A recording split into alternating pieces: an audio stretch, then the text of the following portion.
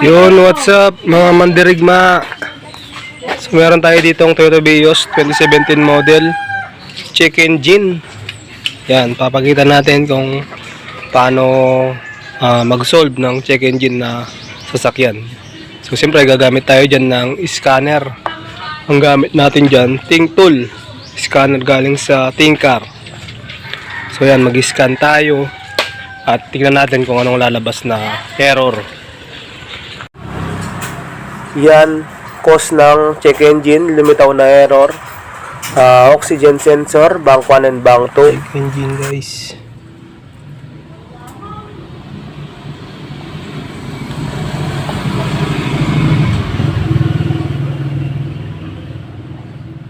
Nag-zero naman. Zero na, wala na. Bilis ng scanner na to. Segundo lang. Ano yun, nabura niya. Meron na ano sa Shopee. Kaya gini. Yung Subaru ko dati. Oh. Nagka-Subaru ka? Magkano yun, pre? Forester. Ano? Yung Forester na yan.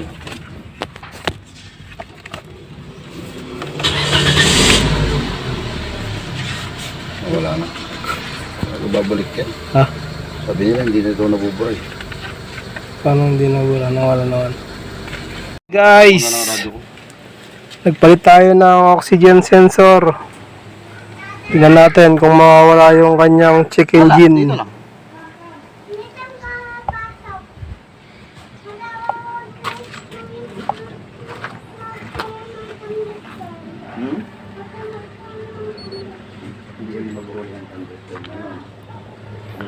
Palit tayo ng oxygen sensor.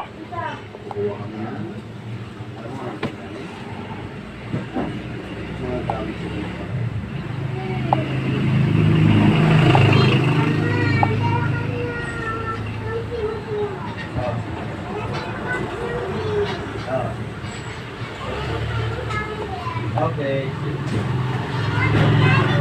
Okay. Iwan ko na. Sige.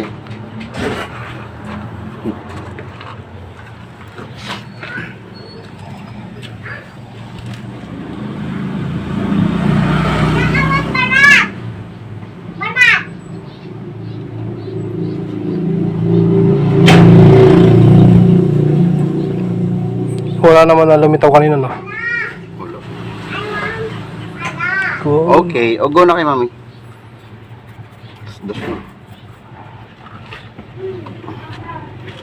Zero, Ano ba pre. engine support niyan? Mahal din eh. Wala rin ako. Hindi pa ako bumili. Hindi pa ako bumili. Ha? Yun, nawala. Check engine.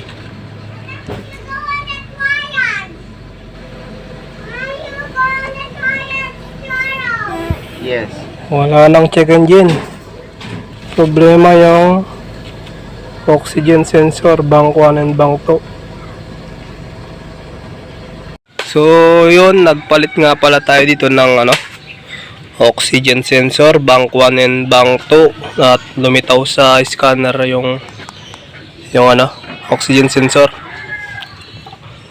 At yan, panda rin natin kung nawala na ba yung check engine. Tapos sa mga napadaan nga pala sa channel natin, pwede kayong mag-subscribe at i-share nyo din para sa kagaya nating baguhan o kaya sa mga hindi naman mekaniko na driver din, at para din may ideya sila. Yan. So start natin kung nawala na yung kanyang check engine.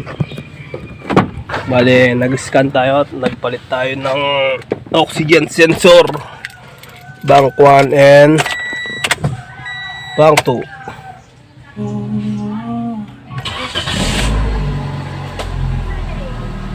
So yan, nawala naman yung check engine. Ibig sabihin na sira lang talaga yung mga sensor. Yan, okay naman na. So salamat sa panonood and God bless. Ingat kayo palagi. Yan.